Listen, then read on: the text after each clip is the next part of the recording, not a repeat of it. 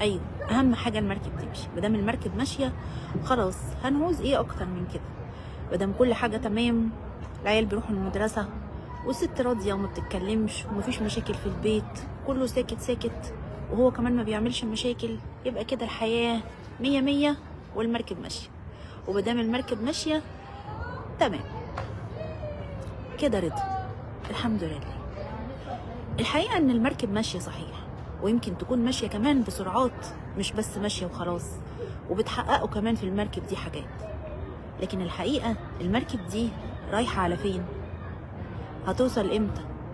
وهتوصل فين؟ ومين اللي راكبين عليها؟ واللي راكبين عليها دول عايشين ولا ميتين؟ المركب دي بتنقل إيه؟ شايلة مين فوقها؟ مين اللي مستفيد من مشيان المركب؟ المركب دي لما بتمشي مش بتاخد بنزين؟ يعني مش لازم علشان المركب تمشي يبقى فيها سولار اللي بيمشي المركب؟ ممكن تكون المركب ماشية بكمية البنزين اللي انت حطيتهم في اول العلاقة، الحب والعطاء والاهتمام والحضن والاحتواء اللي انت عملتهم لزوجتك. عشان كده حبة الحاجات اللي انت اشتغلتهم في العلاقة دول، او البنزين اللي انت حطيته في العلاقة، هو اللي ماشي المركب لحد دلوقتي. انت كمان يمكن تكون المركب ماشية بسبب البنزين اللي انت حطيتيه في العلاقة، الحب والاهتمام والاحتواء وكل الحاجات الحلوة اللي انت عملتيها في اول العلاقة، اهتمامك بجوزك، حبك ليه، كل الحاجات الحلوة اللي عملتيها هي اللي مخلية المركب ماشية لحد دلوقتي. لكن المركب اللي ماشية وماشية بسرعة كويسة دلوقتي، بس الناس اللي فوقها ميتين، مش مبسوطين، متضايقين، مش مستريحين، مش حاسين بطعم الحياة، الناس دول والمركب دي هيفضلوا ماشيين لحد امتى؟ طب المركب دي اللي ماشية وهتفضل ماشية الشهر الجاي والشهر اللي بعده والسنة الجاية كمان، هتوصل فين؟ هتقف امتى؟ ما هو لو مفيش بنزين المركب هتقف. تصور انت رصيدك في البنك 10 قروش، وقمت حطيت الكارت بتاعك وبتطلب من المكنة بتاعة الاي تي ام تطلع لك 30 قرش. تطلع لك 30 قرش ازاي واصلا حسابك مفهوش غير 10 قروش؟ قد ما تحط في حسابك قد ما تملاه قد ما هتاخد من العلاقة. مفيش علاقة ماشية كده لوحدها، ولا في ست كده لوحدها بتدي في العلاقة، ولا في راجل لوحده كده بيدي في العلاقة. لازم انت تشتغل في العلاقة وهي كمان تشتغل على العلاقة. لو ما حصلش ده مركبكم هتقف لا محالة، وهتكونوا انتوا عايشين فوقها ميتين. مش انتوا بس، انتوا وولادكم كمان. اشتغلوا على علاقتكم علشان مركبكم تفضل ماشية وانتوا عايشين. الراجل بقى بيقولك ايه؟ اهم حاجة المركب ماشية، وبدام المركب ماشية يبقى خلاص.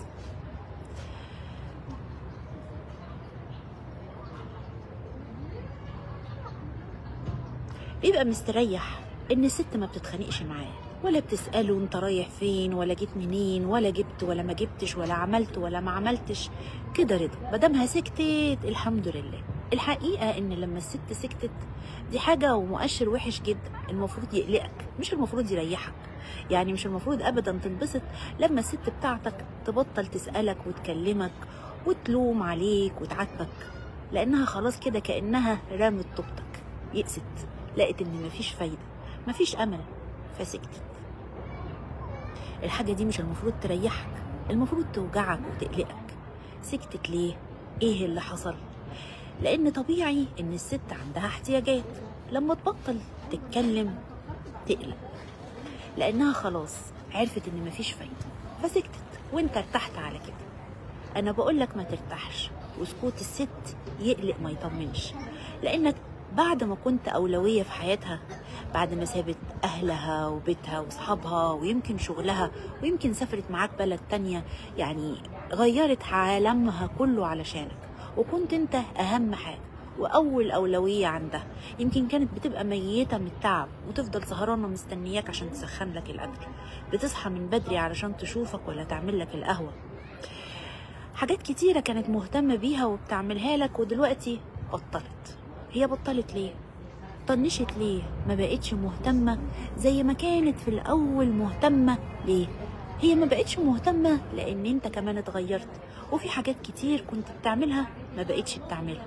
قبل كده كنت بتصبح عليها بعد ما تروح الشغل، كنت بتسألها عايزة حاجة وانت راجع، كنت بتجيب لها حاجة حلوة وانت جاي، بتهتم بيها بتفاصيلها بشكلها بلبسها. دلوقتي خلاص ما انتش واخد بالك، هي كمان بقت مش واخدة بالك. يعني لا هي بقت أولوية ولا انت كمان بقيت أولوية. ان الحقيقة اوقات الست بتتعب جدا عشان تبقى أولوية في حياتك، وما بتعرفش وما بتقدرش. عارف ما بتعرفش وما بتقدرش ليه؟ لان انت الشجرة، انت الجذر وهي الفرع. ما ينفعش الفرع يستقيم والجذع معوج. لازم الاول الجذر والجذع يكون مستقيم ويكون ثابت في الارض عشان الفرع يبقى مظبوط. فلو انت مش مظبوط وما بتشتغلش على العلاقة وما بتعملش واجباتك ودورك فيها، اكيد الفرع اللي هو الست هيبقى مش مظبوط.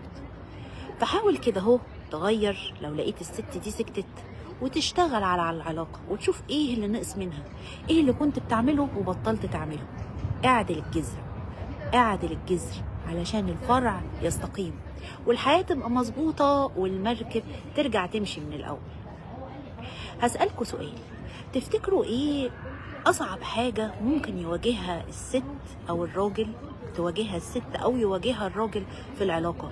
ايه هي أصعب حاجة ومشكلة ممكن تواجه الراجل أو الست في أي علاقة بينهم وبين بعض؟ أنا عارفة إن ناس كتير هيقولوا الخيانة، والخيانة فعلا مشكلة كبيرة ووجع عظيم ومن أكبر المشاكل اللي ممكن تقابل الست أو الراجل في العلاقة. لكن الحقيقة هي مش أسوأ ولا أصعب حاجة ممكن تواجه الست والراجل في العلاقة. اللي أصعب منها إنك ما تبقاش عارف، ما تبقاش فاهم، إنك ما تبقيش عارفة، ما تبقيش فاهم. الفهم والمعرفة بيريح كتير. اهو انت لما عرفتي انه بيخونك او انت عرفت انها بتخونك، عرفت خلاص. فزعلت على ايه؟ على انك ما كنتش فاهم، ما كنتش عارف، لكن انت عرفت. فلما عرفت انت حر، خد القرار اللي انت عايزه. عايز تكمل كمل، مش عايز تكمل امشي. انت كمان عرفتي خلاص وفهمتي وزعلتي عشانك ما كنتيش عارفة وما كنتيش فاهمة، بس بعد ما عرفتي انت من حقك تاخدي القرار، من حقك تفضلي او من حقك تمشي، ودي حاجة ترجع لك. الحاجة بقى الأصعب والأسوأ إنك ما تبقاش فاهم وما تبقاش عارف. يعني إيه ما تبقاش فاهم وما تبقاش عارف؟ يعني مثلا إن الراجل يغرقك مشاعر، حب واهتمام وهدايا وكلام حلو وتواجد وكل حاجة، وفجأة بعد ما تتعودي على الوضع دوا وعلى الكلام دوا وتبقى دي حياتك الطبيعية، تلاقيه إيه؟ اتغير بقى، بيلومك، مطنشك، مش واخد باله منك. فانت تقولي مثلا ايه؟ اصله مشغول، اصله كان زعلان، اصله عنده مشكله في الشغل، اصله انا السبب، اصله. وعلى ما تقعدي تحطي شويه المبررات اللي عندك وتبرري له وتقولي وتعيدي وتتعودي انه مش موجود، يقوم يرجع تاني يبقى موجود ويحب ويهتم ويتكلم ويخرج ويفسح ويدلع. على ما تقولي ايوه ده جوزي وحبيبي ورجع لي وكله تمام، تبصي تلاقيه رجع تاني زي ما كان ومش شايفك خالص. تفضلي تبرري فما تبقيش فاهمه. بعد لما يبعد شويه وتقرري ان انت تمشي وتقولي خلاص هو مش موجود، يقوم راجع تاني بنفس الحب والاهتمام. لما يرجع تاني بنفس الحب والاهتمام ما تقدريش تمشي، ولما يسيبك شويه على ما تاخدي قرار ان انت تبعدي يرجع تاني، فيفضل معلقك كده او تفضل معلقاك كده ما بين بارد وسخن. ما انتش عارف راسك من رجلك، ما انتش عارفه تحددي مصيرك ايه في العلاقه دي، بيحبني ولا بيكرهني، عايزني ولا مش عايزني. هي دي اسوأ حاجه ممكن حد يواجهها في اي علاقه، انك ما تبقاش عارف انت فين، واقف على الارض ولا طاير في السماء. ما انتش فاهم راسك من رجلك، ما انتش فاهم شريكك، مش عارفه عايز منك ايه بالظبط، بيحبك ولا بيكرهك، عايز يبقى معاك ولا مش عايزك. اهو المركب ماشيه في اوقات كتير بتوصلنا للنقطه دي. كل واحد ما بيبقاش فاهم فيه ايه، هو سكت ليه، هو بعد ليه.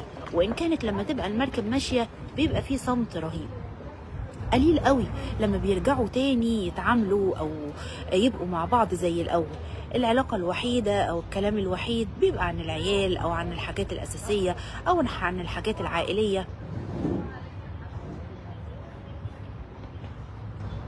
ولما تنسحب من حياة الست اللي معاك وتسيبها هي تواجه مشاكلها ومشاكل البيت ومسؤولياته وتشوف عليها ايه، وانت تنسحب علشانك مش عايز وجع دماغ وعايز المركب تمشي وخلاص، حبة حبة هتبقى مش موجود، هيبقى ملكش لازمة في حياتها ولا في حياة العيال، بالعكس ده انت هتبقى عبء عليها، هتبقى مش عارفة تعمل فيك ايه لانك ليك طلبات والتزامات، وهي خلاص مشيت هي وعيالها في سكتهم وفي طريقهم وانت مش موجود منسحب.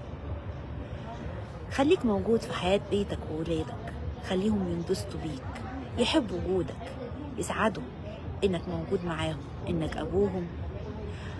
خلي انت كمان جوزك يبقى مبسوط ان انت موجودة في حياته، فخور بيكي،